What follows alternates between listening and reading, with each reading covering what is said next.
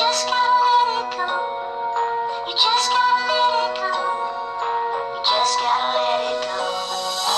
Kaikkihan se tietää on menneisyys minkälainen vaan. Totta kai se aina tulee satuttaa. Ei helvetti sua varmaan kaduttaa. Miksi et tehnyt asioita toisin? Tiedä siihen kaikkien palaisit jos vain voisit. Lapsena mulla oli rikkinäinen perhe, en mä tiedä. Ehkä se on mun vanhempien erhe, et on jääräpä on asioita josta en pysty vieläkään käsittää. Vaikka kuinka yrittää ääntä kääntää.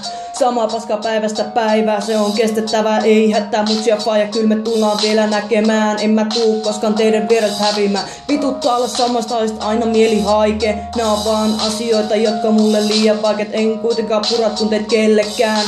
Tai no, onhan mulle kynä ja paperi, joihin voin luottaa, kun tiedän ettei tuu mulle pettymystä tuottaa. Isä lähti menee ja jätti mut sin yksin 2 lapsen kanssa. Miten sä luulet, että toinen mukaan jaksaa? Iskä hei, mikä vittu sua vaivaa?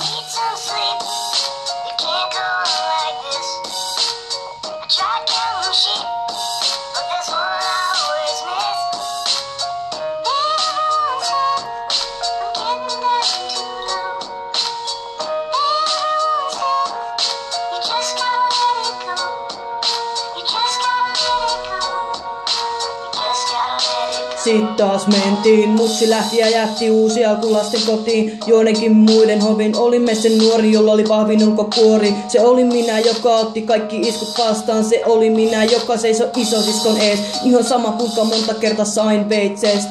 Aika kului monta vuotta mun ja mun siskon ei tiedä erkään. Siinä vaiheessa menetin kaiken mistä välitin. Musta tuntui ettei millään oo enää mitään välin. Kaiken paskan kesken mutsi soittaa ja alkaa sääli. Sanoo miten kävi. Sinä oot se joka seisoo mun ees kun mun aika hävii.